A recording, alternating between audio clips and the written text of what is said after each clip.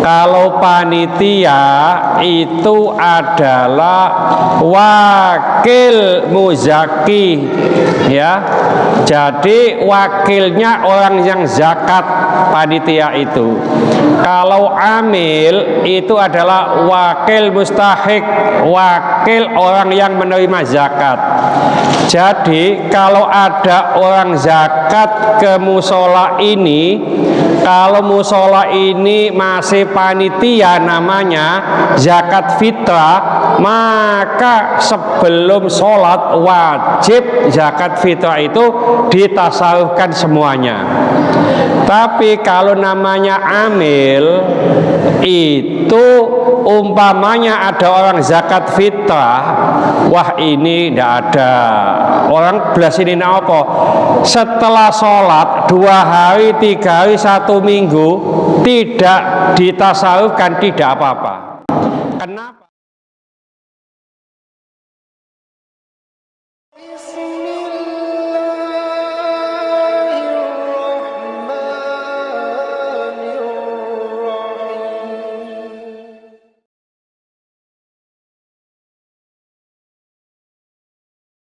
Assalamualaikum warahmatullahi wabarakatuh.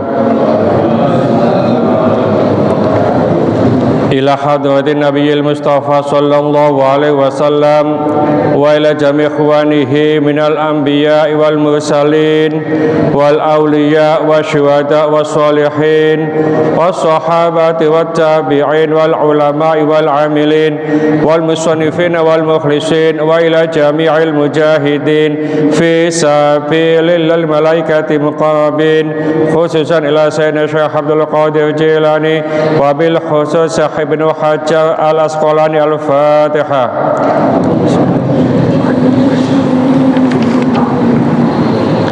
Mari kita memohon kepada Allah khususnya yang hadir pada malam hari ini, mudah-mudahan dijembarkan rezekinya oleh Allah, rezeki yang halal, yang barakah, cukuplah nyukupi untuk ibadah kepada Allah, disehatkan badannya, dipanjangkan umurnya, umur yang barakah untuk ibadah kepada Allah, diselesaikan segala kesulitannya, dikabulkan segala permohonannya, dimudahkan berziarah ke Mekah, Madinah. Al-Fatihah.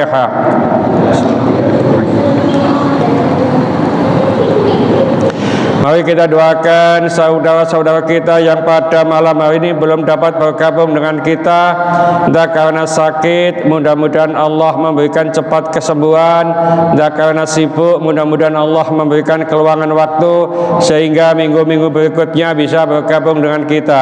Kita bacakan Fatihah untuk siapa saja, khususnya jamaah kita yang pernah sholat di musola ini, yang telah meninggalkan kita semuanya.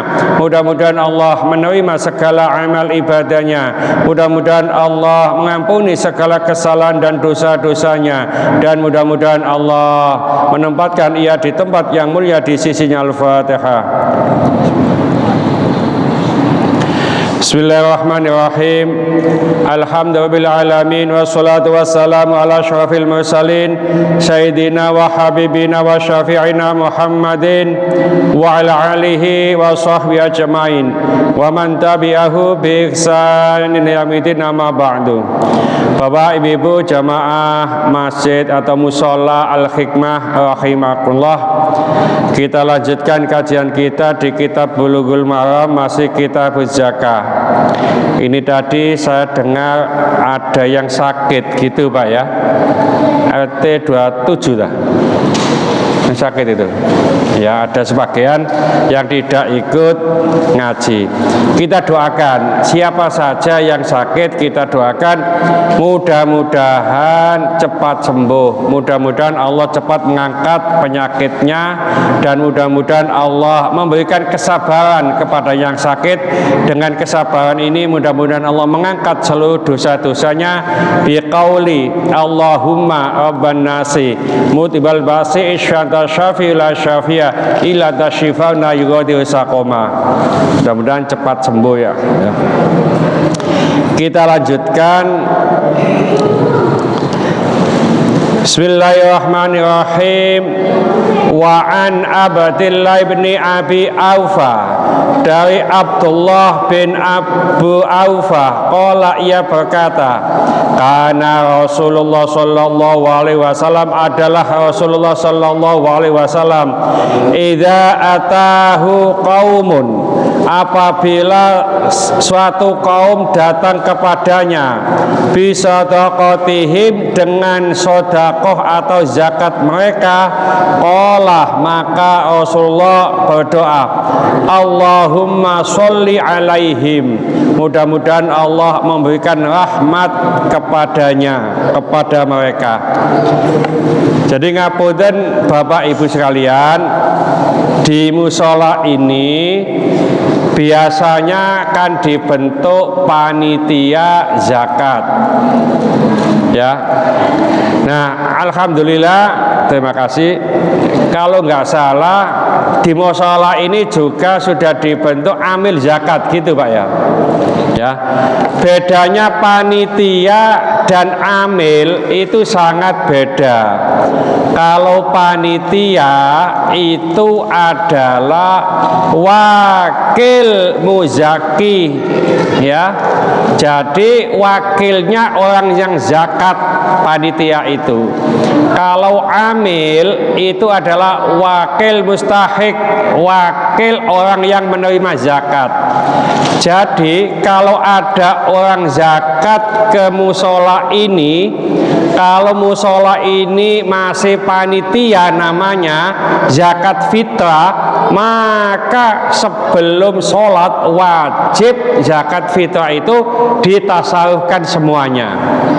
Tapi kalau namanya amil, itu umpamanya ada orang zakat fitrah, wah ini tidak ada. Orang belas ini apa?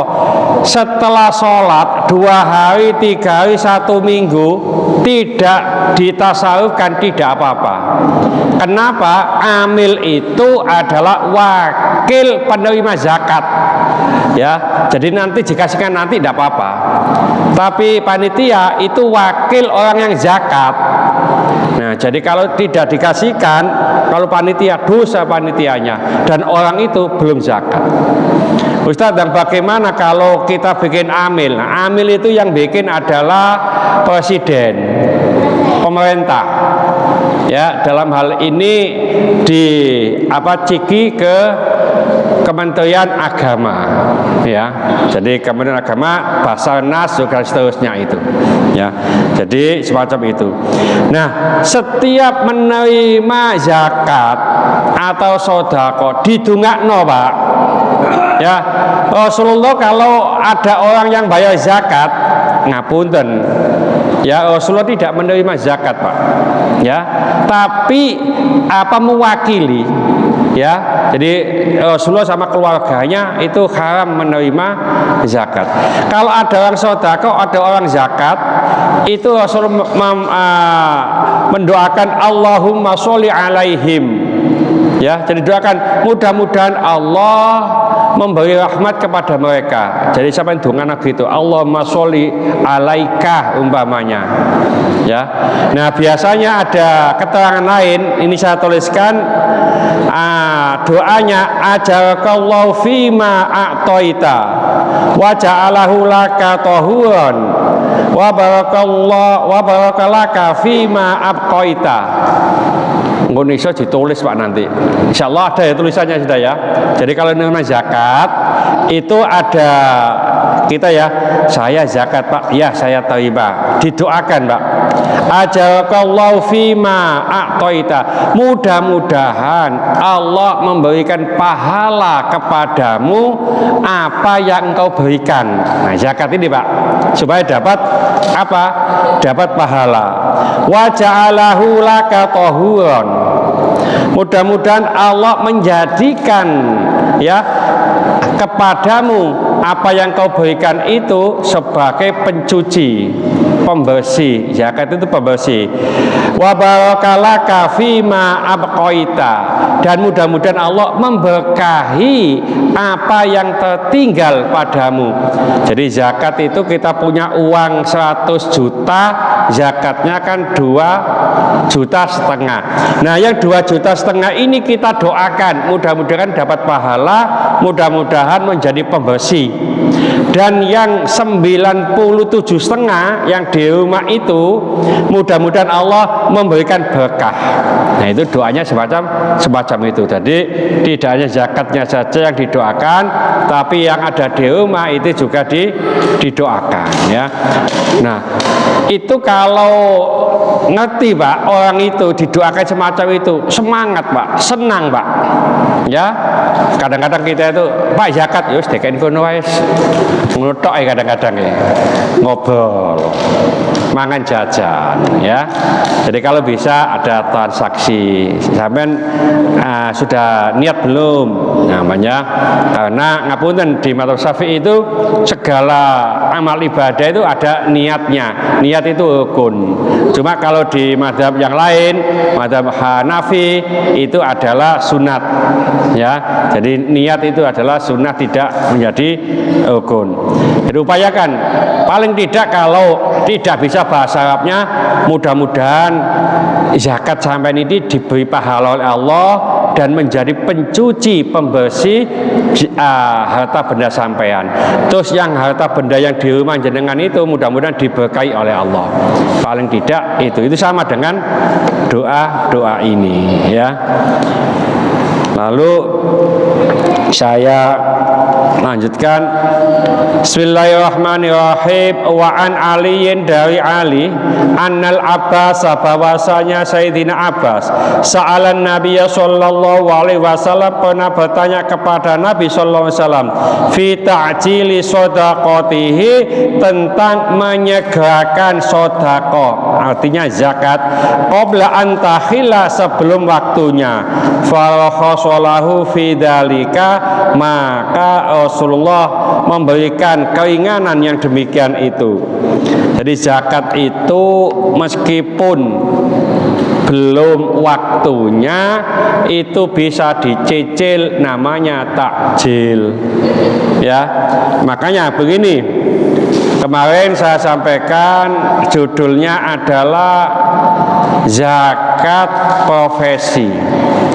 Zakat profesi itu di zaman Rasulullah tidak dikenal, Pak. Jadi tidak dikenal zakat profesi. Oleh karena itu masalah zakat profesi ini para ulama berselisih pendapat. Ada yang mengatakan zakat profesi itu tidak ada.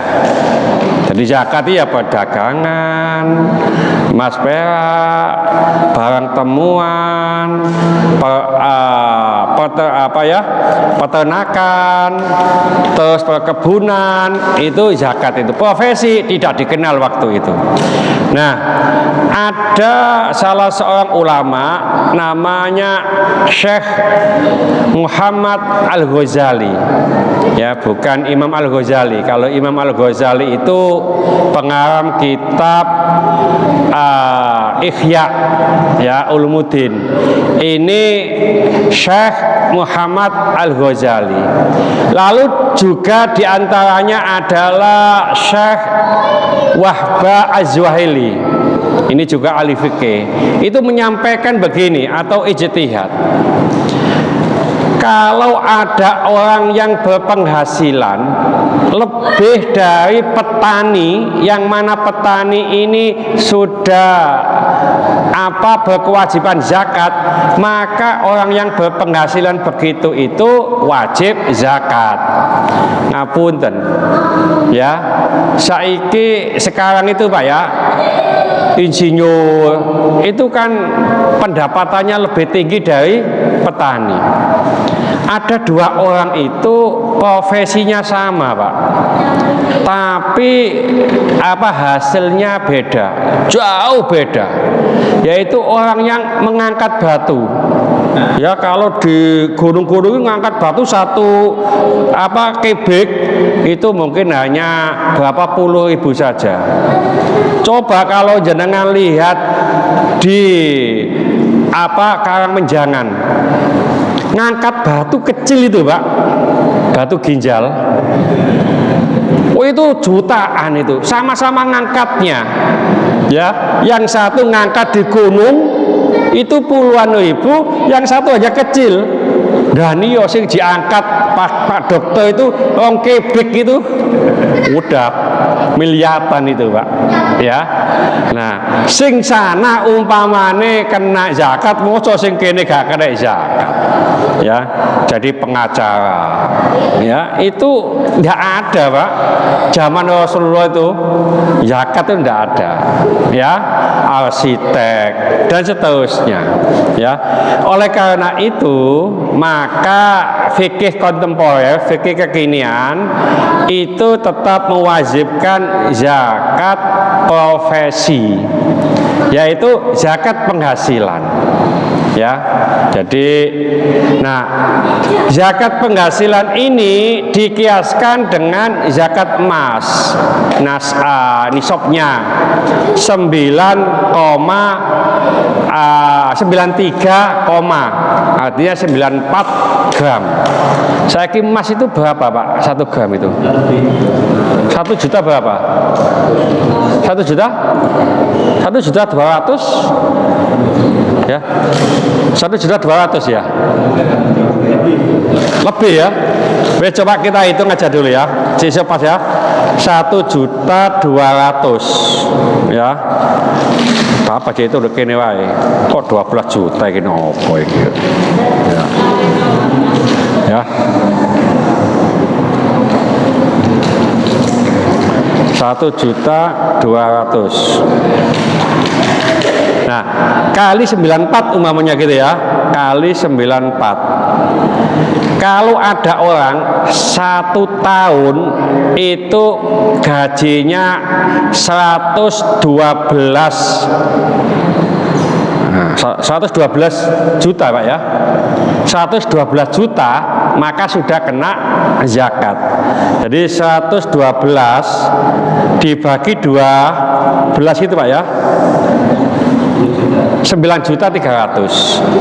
Jadi kalau ada orang saat ini, Pak ya, saat ini yang penghasilannya 9.300.000 per bulan, maka kena zakat. Ya, Ustadz, dan saya ini penghasilannya masih 8 juta sebulan, berarti belum kena. Ya, jadi belum kena. Ini 9.300.000 tiap bulan itu kan. Pak Edi berapa ini? 10 ya. Saya ini 20 juta, Pak. Ya, saya ini 20 juta setahun. Ya, jadi kalau apa-apa bulan ya. Jadi kalau bisa ditakjil tadi itu, setahun 112, maka dibayar setahun sekali. Ustadz, saya itu kadang lupa ini apa, saya segerakan takjil namanya tadi, semacam ini tadi katanya dicicil tiap bulan. Monggo, gampangane 1 juta itu dikeluarkan 25.000. Nek 9 juta berarti selawe ping 200 selawe ta, Pak, itu. Ya. Ya 200 selawe. 250.000 gitu ta. 9 juta kan 250.000 ya. Ya itu. Nah, jadi itu yang dikeluarkan 225.000 tiap bulan. Ya, kalau penghasilannya sudah sekian. Ya, jadi kalau penghasilannya masih di bawah itu masih belum wajib karena itu belum 1 nisab. Ngono ku ya di antara kita. Alhamdulillah aku durung 9 juta. Soalnya gak kena zakat, menghindari zakat Pak. Kudune iya aku kok sih durung zakat ya. Nah, Ustadz, dan saya itu sudah lama ya saya keluarkan, padahal gaji saya 6 juta. Enggak apa-apa. Tapi tidak dicatat zakat, dicatat sodako. Penghasilannya 9.300.000 yang harusnya dikeluarkan 225 umpamanya, lebih dikit ya. Sis tak bulat 250, enggak apa-apa. Wis pokoknya 250 tiap bulan saya keluarkan untuk zakat. Lebihnya ini sebagai apa?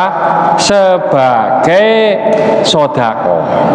Ya, jadi sekali lagi kalau ada orang atau ulama yang mengatakan zakat profesi itu tidak ada, memang tidak salah, karena zaman Rasulullah tidak ada. Tapi kalau ada ulama yang mengatakan zakat profesi itu ada, juga tidak salah, ya, karena ada beberapa ulama yang ijtihad, wong wak pak tani saja penghasilannya segitu itu masih wajib mengeluarkan zakat. Langsung Pak dokter yang segitu, untuk ini sing dokter Pak ya. Nah, ya, itu penghasilan segitu enggak zakat ya. Karena enggak ada hadisnya di Quran, enggak ada. Ya. Jadi kita sudah paham kalau penghasilan kita segitu harus zakat ya. Zakatnya 2,5% dari hasil atau penghasilan itu ya. Ada pertanyaan mungkin? Ya.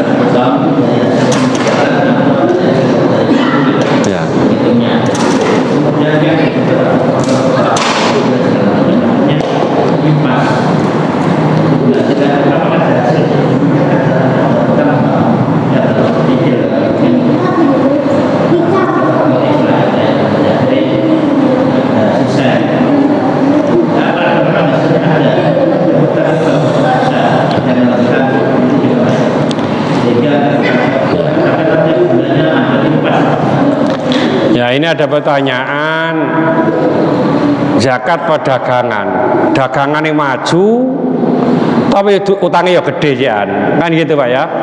Jadi asetnya besar, hutangnya juga besar. Harta yang wajib dizakati itu adalah pertama perseorangan Pak, milik perseorangan dan itu milik sendiri. Jadi perusahaan, ngapain ya? Perusahaan yang dimiliki oleh orang banyak itu nggak wajib zakat. Jadi perusahaan itu tidak wajib zakat. Yang wajib zakat siapa? Pemiliknya, pemegang saham. Itu kan pemiliknya Pak ya. Itu yang wajib zakat. Bukan semen gresik zakat sekian, bukan begitu. Karena yang wajib zakat itu harta perseorangan yang dimiliki penuh. Ada yang dimiliki penuh. Umpamanya ngapunten, saya ngutangi Pak Fulan, jadi uang saya hutangkan kepada Pak Fulan, ini belum saya jawab Pak ya, 100 juta 1 tahun. 100 juta itu kan sudah wajib zakat. Nah, tapi uang ini belum saya pegang, belum milik saya penuh, maka tidak wajib zakat.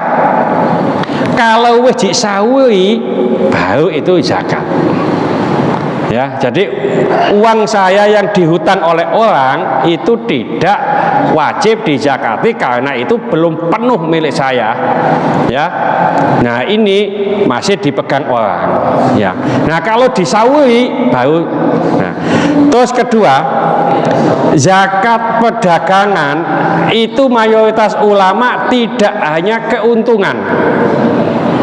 Pokoknya pokok sama keuntungan itu dihitung 1 tahun. Ya, umpamanya asetnya 1 miliar, keuntungannya 1 miliar, berarti 2 miliar. Itu yang wajib dizakati setiap tahun.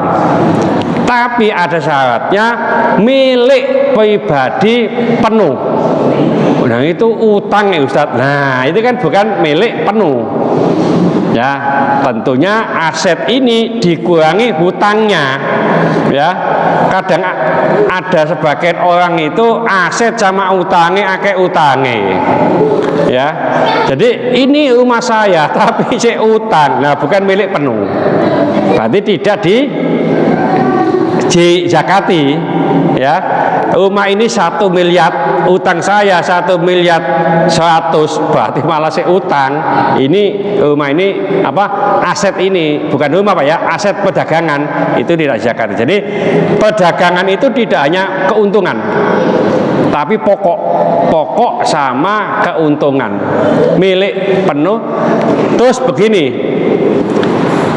perdagangan yang wajib dizakati itu 1 kaul 1 tahun penuh. Contoh gampangannya gak usah poso Pak ya, gampangannya Januari, Februari, Januari, Desember. Setiap Desember saya itu mengeluarkan zakat karena ngitungnya Desember. Berarti pembukaannya awal Januari. Januari saya punya uang 100 juta.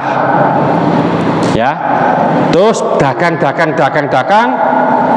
bulan 3, bulan 7 sampai 200 juta. Untung sama modal 200 juta. Bulan 11, bulan 12 bangkrut, tinggal 70 juta. Bangkrut Pak. Maka tidak wajib zakat. Karena apa? Bangkrutnya tadi. Lalu perdagangan awal tahun Januari itu punya uang 70 juta. Ya, karena saya nanti bayar zakatnya Desember, gitu ya. Ya. Nah, 70 juta terus berkembang, Desember itu 100 juta, maka wajib zakat yang 100 juta itu. Akhir perhitungan. Jadi hitungannya itu akhir perhitungan itu yang wajib dizakati. Awalnya banyak, akhirnya sedikit, tidak wajib dizakati. Awalnya sedikit, akhirnya banyak, wajib dizakati. Jadi itu jadi apa? Yang gulung tikar tadi, ini gulung tikar itu kan biasanya jualan di depan itu Pak ya, terus ada tikarnya terus digulung gitu ya. Itu. Nah, bangkrut gampangannya ya. Yaitu kalau dihitung modal sama hutangnya itu gak nututi 9 berapa tadi ya, 112 juta, maka tidak wajib zakat ya. Jadi zakat itu modal sama keuntungan dikurangi hutang, karena hutang itu bukan milik kita penuh ya. Ngutangi itu tidak wajib zakat. Nanti kalau uji sawi baru apa dizakati ya. Ada lagi mungkin saya lanjutkan.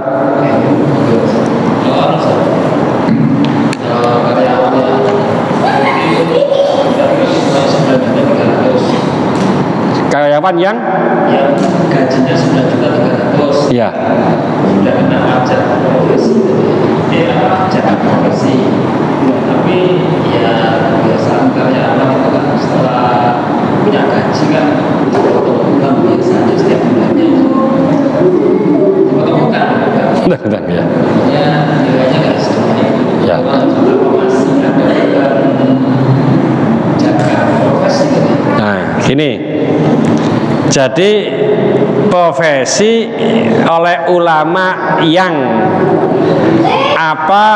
ijtihad tadi itu dikiaskan dengan emas, bukan dikiaskan dengan perdagangan. Ya, tadi yang ditanyakan sana perdagangan. Kalau emas, ya, emas itu tiap tahun dizakati, jadi tidak berubah. Nah, yang utang ini beda, ya. Jadi bukan berarti gaji saya 10 juta dibayar utang begini, berarti saya nggak sampai 10 juta berarti, bukan begitu. Itu kalau zakat perdagangan. Nah, perdagangan tadi, bangkrut tadi itu loh. Nah, kalau zakat profesi ini sama dengan emas. Emas itu tidak bisa kelong. Jadi antara gajian sama utang itu tidak ada kaitannya. Karena zakat profesi itu dikaitkan dengan emas, bukan perdagangan yang bisa bangkrut tadi. Termasuk tidak hanya gaji pokok, Pak. Bonus itu juga penghasilan. Ya, ini 10 juta, bonusnya nanti sekian, itu tetap dihitung juga. Bonus itu termasuk apa? Termasuk penghasilan. Ini penghasilan, bukan gaji pokok lah. Ya, jadi penghasilan dari mana saja. Ya, itu apa? Zakat. Jadi sekali lagi, utang untuk zakat profesi itu tidak ada pengaruhnya. Tapi kalau perdagangan itu ada pengaruhnya. Ya. Ya.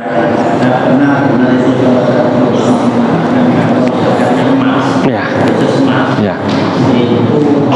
Kalau yang dipakai itu udah benar. Ya. Tapi kalau yang tidak dipakai itu ya. Ya, kemarin sudah kita sampaikan ya. Zakat emas yang dipakai itu kena, yang tidak dipakai tidak kena gitu ya. Coba saya bacakan ini supaya jelas ya. Mana sih? Hadis ke-20 ini. Bismillahirrahmanirrahim. Wa an Amr bin Syu'aib, dari Amr bin Syu'aib, an abihi, dari ayahnya, an jaddihi, dari kakeknya, radhiyallahu anhum, mudah-mudahan Allah meridhai mereka, annam ra'atan, bahwasanya seorang perempuan atatin Nabiya sallallahu alaihi wasallam, datang kepada Nabi, wa ma'aha, dan bersama wanita itu ibnatun laha, yaitu anak perempuannya, wa fi yadi ibnatiha masakatani min dahabin, dan di tangan anaknya ini ada 2 gelang dari emas. Faqala laha, maka Rasulullah bertanya kepada wanita ini, atu'tina zakata hada, apakah engkau berikan zakatnya untuk ini? Qalat, wanita ini menjawab, la, tidak. Qala, Rasulullah menjawab, ayasuruki ayyusawwirakillahu bihima yaumal qiyamati siwaraini min narin. Apakah kamu senang, apakah kamu suka kalau Allah ini memakaikan gelang pada hari kiamat, yang mana 2 gelang itu dari api neraka? Fa'alqathuma, maka wanita ini melepaskan kedua gelangnya. Ya. Nah, hadis ini hadis sahih, Pak, menjelaskan ada ibu-ibu, mak-mak ini ngajak anak perempuannya ke Rasulullah.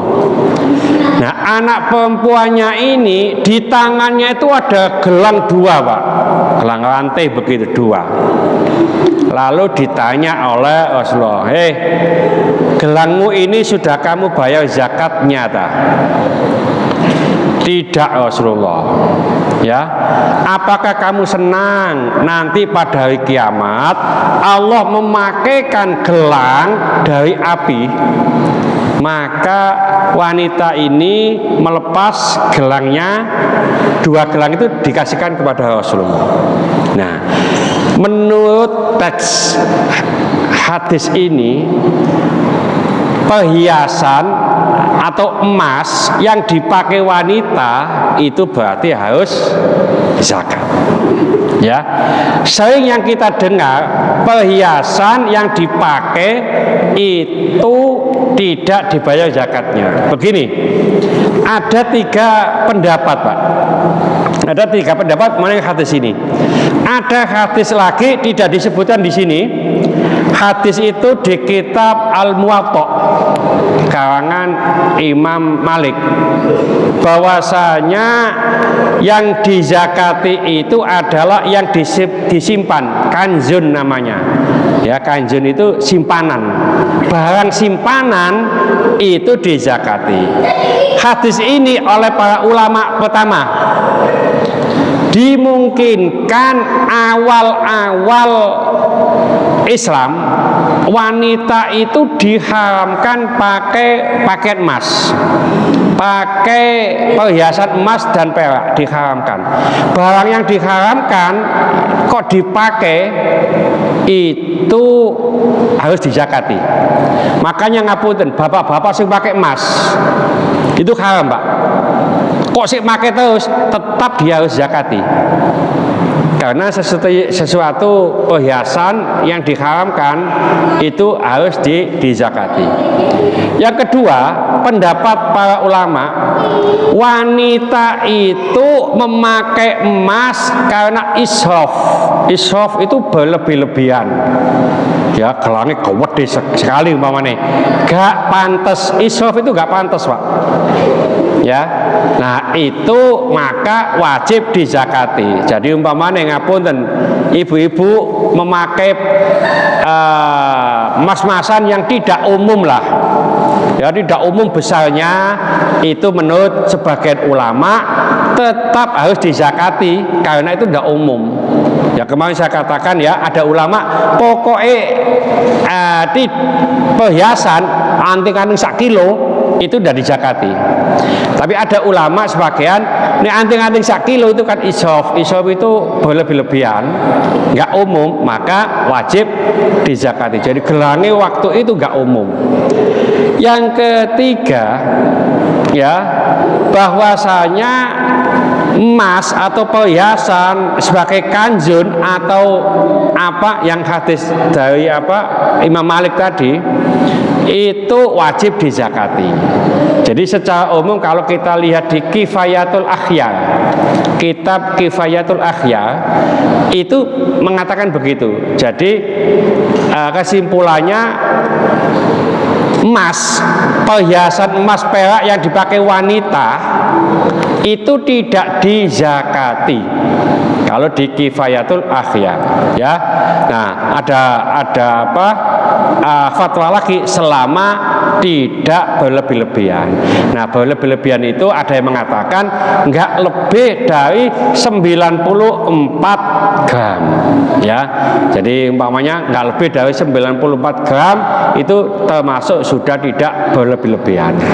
Ya, ada yang mengatakan pokoknya ini sih pantas, masih luwe teko 94, pokoknya pantas, Pak, ya. Itu masih belum berlebih-lebihan. Wallahu a'lam lah. Ya. Jadi ini umpamanya setengah 50 gram, sini 50 gram, itu kan lebih dari 94 ya. Tapi sih pantas, ya, menurut keumuman, maka sebagian ulama itu tidak wajib zakat karena dalam pengertian bukan israf, bukan berlebih-lebihan. Tapi kalau menurut ulama yang tadi pokoknya luwe teko 94 berarti itu berlebih-lebihan, maka wajib zakat. 94 itu gede, Pak, ya. Besar gitu, Pak, ya. Ya. Terus ngapunten, wong wedok, ngapunten, perempuan sing memakai perhiasan emas di kaki, apa jenenge, Pak? Begel, ya. Ini begel. Gone ada apa itu? Begel tak begel itu, ya. Terus pokoknya perhiasan yang dipakai di kaki itu tidak boleh. Maka ibu-ibu nek gawe perhiasan di kaki wajib zakati. Ya, jadi perhiasan yang tidak boleh dipakai itu wajib zakati. Kalau gelang, kalung itu mubah, boleh. Nah itu makanya tidak wajib zakati. Jadi secara fikih, ya karena ini ada hadis lain, ya para ulama mengatakan sing dipakai itu tidak zakati, sing disimpan sebagai kanjun itu wajib zakat. Ya, jadi ini perbedaannya. Ya, jadi ibu lihat aja nanti ditimbang bu ya, ditimbang dong gone apa seleb pun loh, ya baik apa temen kan nimbangin yang seleb kok pak, ya. Ada lagi pertanyaan mungkin?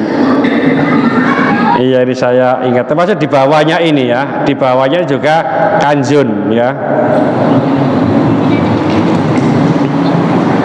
Ini kurang dikit anunya ini ya.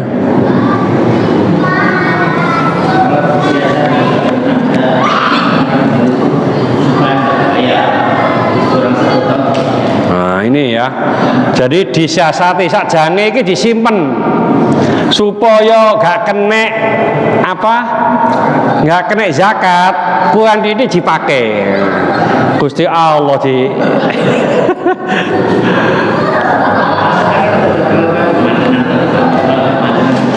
tapi kalau itu dipakai perhiasan enggak, tetap perhiasan ya. Jadi apa ayatnya itu ya, wallahu khairul makirin itu ya, Allah itu sebaik-baik pembuat apa tipu daya ya. Mereka membuat tipu daya terhadap Allah, Allah sebaik-baik, Allah akan membalas tipu daya mereka, dan Allah sebaik-baik membuat tipu daya. Kemarin yang saya ceritakan gitu loh Pak, ada orang Islam gak tahu sholat, gak tahu zakat soge padahal, gak tahu poso padahal sehat, ngono iku lho dimasukkan neraka kan ya, harusnya kan gitu, karena tidak apa melakukan kewajiban. Ngono ku atik ngomong nang Gusti Allah, ya Allah jenengan itu kan maha pengasih, Rahman Rahim. Kalau saya jenengan masukkan neraka itu berarti tidak Rahman Rahim, salah jenengan itu. Lho ngono ya Pak, kan iso wae Pak ya, gak sholat, gak zakat, gak opo, harusnya ku ya mlebu neraka dhisik. Ngono kan ngomong Gusti Allah ku maha Rahman Rahim, maha pengasih ya. Nek ada yang lebokno neraka aku berarti gak pengasih, berarti busek kae Rahman Rahim iku. Wah ngono ya. Jadi Gusti Allah ya gampang, Gusti Allah ku anu gak tak lebokno neraka, gak tak lebokno neraka. Awakmu tak lebokno tong, ngerti tong Pak ya, dom. Engko dome tak lebokno neraka. Kan gak lebokno neraka Pak. Itu guyonane kiai-kiai biyen ngono Pak. Jadi iki wong iki ndelek tipu daya Allah. Allah bales, aku gak ngelebono awakmu neraka, awakmu tak lebono dome tak lebono neraka. Aku ngelebono dom, awakmu nduk jowe. Yo ketut kan. Lah ini jadi padha ku mau, ceke gak kena ya. Zakat ya ku mau akal-akalan ku mau ya. Jadi ya enggak pas lah. Gusti Allah dilawan ya monggo. Agak ragu sedikit saya mengenai yang dizakati bukan harta yang disimpan. Ya. Emas bukan harta. Ini emas ya, beda. Ya. Kalau berarti kalau harta ini tidak dizakati. Begini. Jadi harta ada di bank umpamanya ya. Ya, ada di bank ya. Ini termasuk kena zakat. Ya, kena zakat. Ya, harta milik kita itu kena zakat, tetap nisabnya itu emas.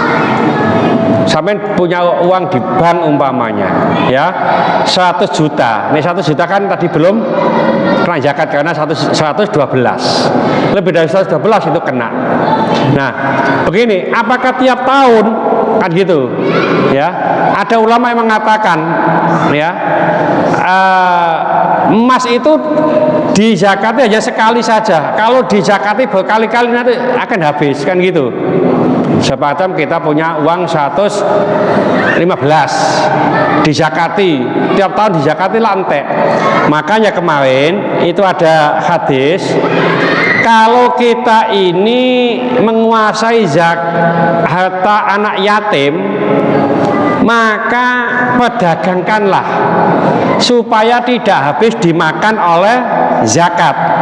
Itu kemarin semacam itu. Jadi ini hadisnya kemarin itu, man waliya yatiman lahu malun, barang siapa yang mengasuh anak yatim yang mempunyai harta benda, falyat tajilahu, maka pedagangkanlah harta benda itu, walayak udhu, dan jangan dibiarkan harta itu hatta takulau sodaqatu, hingga dimakan oleh zakat. Jadi jangan sampai habis dimakan oleh zakat. 200 tes punya 200 juta harta bendanya anak yatim itu dizakati, berarti kalau 200 juta itu berapa Pak? 500 ya. Berarti tahun depan tinggal 199,5. Tahun depan lagi zakat lagi, tahun depan zakat lagi, sampai habis nanti. Itu maksudnya hadis ini. Nah, supaya nggak habis, kembangkanlah usaha, dipakai usaha supaya berkembang sampai nggak habis. Termasuk tadi, ya, emas juga gitu. Ada yang mengatakan emas itu pokoknya sekali zakat sudah, nggak usah dizakat lagi. Ini bertentangan dengan hadis ini. Jadi tetap emas itu kalau kita punya 200 gram itu tiap tahun harus dizakati, ya, sampai habis 93 gram baru nggak zakat. Termasuk harta tadi itu, ya, kita punya harta, ya, jadi setiap simpanan itu kan dihartai, kecuali satu Pak, nggak dizakati itu Pak, istri simpanan itu tidak ada zakatnya itu. Apa? Wis ora zakate ya. Istri simpanan itu tidak ada zakatnya. Wah, repot iki ya. Nikah itu satu aja cukup Pak ya. Jadi apa, bojoku siji ae. Siji nduk Sidoarjo, siji nduk Gresik, siji nduk Malang. Sampai duwe bojo piro? Siji. Ngono ae gampang. Itu kan enggak anu Pak, enggak apa? Enggak bohong kan ya. Ngono ku jare bojoku, awas engko nduk omah ya. Tak pecel enggak lho ya. Wah, repot ini ya. Jadi ispanjane wong lanang ya semata keranjang itulah ya. Makanya kalau saya itu mocong ini pakai kacamata. Nih ndelok wong wedok ayu lho. Gate kacamata jelas, Pak. Masih peteng-peteng ketik lho. Jelas iku. Ya ayu tagak iki jelas ya. Ada lagi mungkin? Saya baca lagi nanti, waktunya nggak cukup nanti ya. Kita lanjutkan apa? Sekali lagi ini tidak saya baca semuanya. Yang masalah zakat ini kalau tidak berkenaan dengan kita, suatu contoh ya kemarin itu, Ustaz, zakatnya unta berapa? Wis gak usah diterangno, percuma wong gono sing duwe unta. Ya. Jadi yang ada di sini umpamanya, yang pas ada ya. Mudah-mudahan sedikit ini dibarengi hidayah oleh Allah Subhanahu wa taala. Mudah-mudahan segala hajat kita dikabulkan Allah, segala kesulitan kita dibantu oleh Allah. Mudah-mudahan anak-anak kita menjadi anak yang soleh solehah, taat kepada Allah, patuh dan nurut kepada kedua orang tua. Terima kasih keturunan, mudah-mudahan Allah memberikan keturunan yang soleh solehah. Terima kasih jodoh, mudah-mudahan Allah memberikan jodoh yang soleh solehah. Mudah-mudahan di antara kita, keluarga kita, handetalan kita, tetangga-tetangga kita yang saat ini sedang sakit, baik di rumah sakit maupun di kediaman, mudah-mudahan Allah cepat mengangkat penyakitnya, menyembuhkan penyakitnya, dan mudah-mudahan Allah memberikan kesabaran kepada yang sakit, dan dengan kesabaran ini mudah-mudahan Allah mengangkat seluruh dosa-dosanya, dan mudah-mudahan Allah mengampuni dosa-dosanya orang yang menzalimi kita. Al-Fatihah. Bismillahirrahmanirrahim. Al-'asri innal insana lafi khusrin illa alladziina amanu wa 'amilus solihati wa tawassaw bil haqqi wa tawassaw bis sabr. Subhanaka wa bihamdika asyhadu an la ilaha illa anta astaghfiruka wa atubu ilaik. Assalamualaikum warahmatullahi wabarakatuh.